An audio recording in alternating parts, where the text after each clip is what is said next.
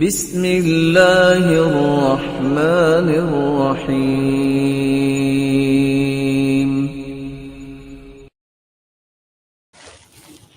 اس معافی کے اثرات کیا ہوں گے؟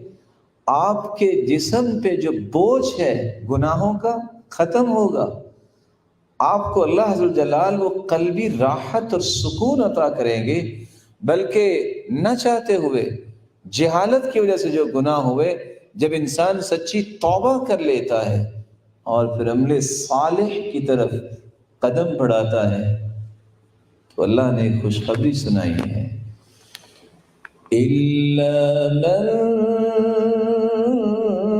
تَابَ وَآمَنَ وَعَمِلَ عَمَلًا صَالِحًا فَأُولَٰئِكَ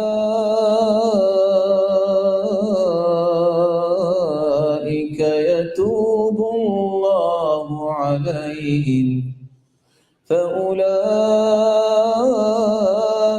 يُبَدِّلُ اللَّهُ سَيِّئَاتِهِمْ حَسَنَاتٍ وَكَانَ اللَّهُ غَفُورًا رَحِيمًا۔ جو توبہ کر لے، عمل صالح شروع کر دے، اللہ عز و جلال فرشتوں کو حکم دیتے ہیں، اس کی 50-60 سال زندگی گناہوں میں گزری ہے، ایسی فونٹ لگاؤ کہ ان گناہوں کو نیکیوں میں کنورٹ کر دو، اللہ اس سے بھی نیکیاں بنا دیتا۔ اس سے بڑی رحمت کیا ہو سکتی ہے کہ میرا مالک صرف معاف نہیں کرتا، ان گناہوں کو بھی نیکیوں میں تبدیل کر دیتا۔ یا